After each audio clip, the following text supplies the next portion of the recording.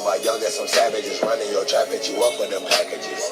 Rob you for bricks, finesse you for pounds. Fuck all that talking, they laying you down. Gotta teach niggas about playing around. Cartel connected, you better respect it. Fuck up the paper, send you to your maker, they laying you sick. What's up, everyone? Mr. Octagonal here from Octagonal Sports/Reacts. We have our third division.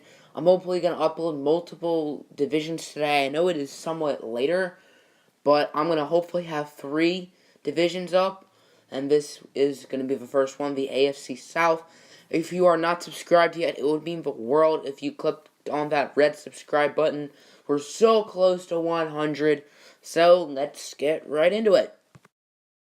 I thought all 4 teams in the NFC West, which is the division that we did last time, I didn't think any of them had really exceptional drafts, and I think differently about the AFC South. I think all 4 teams did a good job.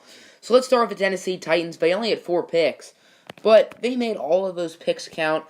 They started off with going from 25 or 26, I believe 25, to pick number 22. They traded up with the Baltimore Ravens, and they took Rashaan Evans, the linebacker from Alabama. They lost Avery Williamson, and Wesley Woodyard isn't getting much younger at that middle linebacker spot.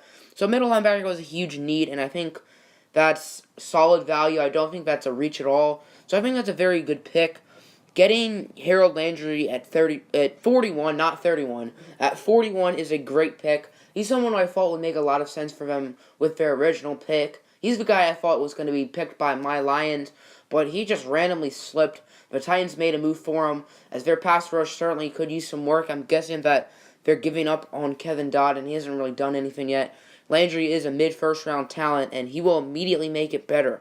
Luke Falk in round 6 is a steal. He was supposed to go in like the 3rd round or something, but he just completely fell. 3rd round talent, and he should be their franchise backup unless Marcus Mariota stutters, which I highly doubt. Not to mention, Luke Falk was the 199th overall pick, the same as Tom Brady, and Tom Brady is actually Luke Falk's idol, which is pretty cool. Unlike Luke Falk, Tom Brady is not my idol, but now we have the Indianapolis Colts, and I'm giving them a B with their 6th overall pick. First of all, they traded down from 3 to 6 about a month and a half ago with the Jets, so the Jets could take a quarterback, which of course was Sam Darnold.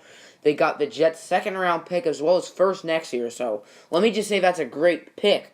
And they drafted the player who I thought was the best available, not only at 6, but also at 3. Sorry, Bradley Chubb. And that is Quentin Nelson, the guard from Notre Dame. I think he has a very good chance to be the best offensive lineman in the NFL, sort of like another former Notre Dame offensive guard in Zach Martin, just maybe even better. Andrew Luck needs protection, and Nelson will give that to him day 1, as well as long-term. And from the 2nd round, they had 4 picks, I guess kind of help from the Jets, and I really didn't like what they did too much in the 2nd round. All 4 of those picks were somewhat reaches. With early 2nd round picks, they got Darius Leonard, the outside linebacker from South Carolina State, and Brandon Smith, the guard from Auburn. I don't think those were as big of reaches as their late 2nd round picks.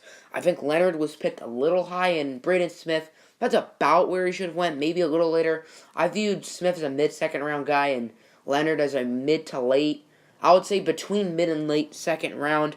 But they both are very solid. With their other picks they picked, defensive ends, Kemirko Toure from Rutgers and Tyquan Lewis from Ohio State. I think those are both reaches, especially Toure. I viewed those guys as late 3rd, maybe early 4th round prospects, but that may be reaching it a little bit. Nyheim Hines and Deion Kane are some very solid late-round sleepers, especially Deion Kane. I viewed him as a late 3rd round pick, so I think that's a pretty good solid selection for them. Next team we have up is the AFC runner-up, the Jacksonville Jaguars. Now, this is my 3rd year that I've made draft grades. The first 2 years, I've given the Jaguars very high grades. In 2016, I gave them an A+, and that draft, they ended up with Jalen Ramsey, Yannick Ngakoue, and Miles Jack. And last year, I gave them an A. They picked Leonard Fournette, as well as some other solid players, Cam Robinson. And even though they had a much later pick, I'm still happening to give them a good grade. I'm giving them an A-. I think they had a very good job. Defensive line is not a huge need. They have Calais Campbell, Malik Jackson, Dante Fowler. I'm very high on Dante Fowler. Yannick Ngakoue. But Taven Bryan is a first-round talent, and it seems like a lot of teams want to copy the Eagles' method. Last year, the Eagles had many talented defensive linemen. They sort of had a rotation, and they ended up winning the Super Bowl. That's why there were so many defensive linemen picked on day 2. It was nuts how many defensive linemen were picked. I mean, the Colts picked, 2 in the second round. I guess that's not that many. I thought they picked more just now. But Taven Bryan, I think, is a first-round talent. I think that's a solid pick. He is a project, but he does have time to build. He doesn't need to start right away with how talented their D-line is. And Calais Campbell isn't the youngest, and neither is Malik Jackson. And they didn't give Dante Fowler a fifth-year option. So I think this pick makes a lot of sense. In round 2, they took wide receiver DJ Chark from LSU. I think that's a great pick. He was the best wide receiver available on the board at that point. And wide receiver is a pretty big need.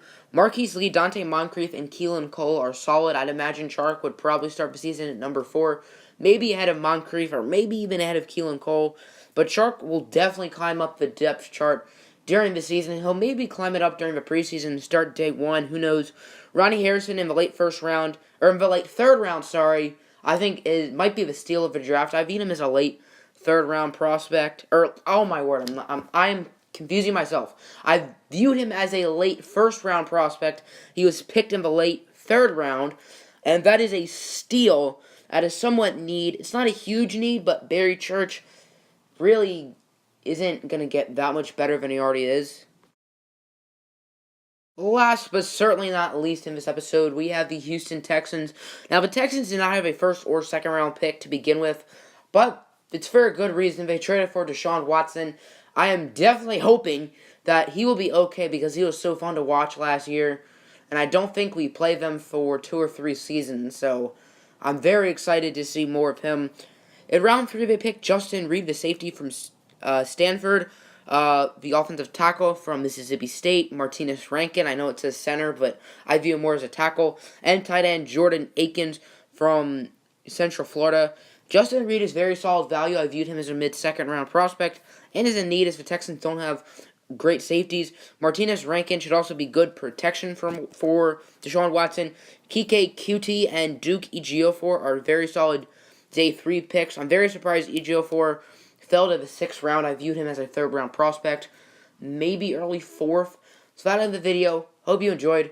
Drop a like and subscribe. Next division will be the NFC. I'm not going to tell you which one though.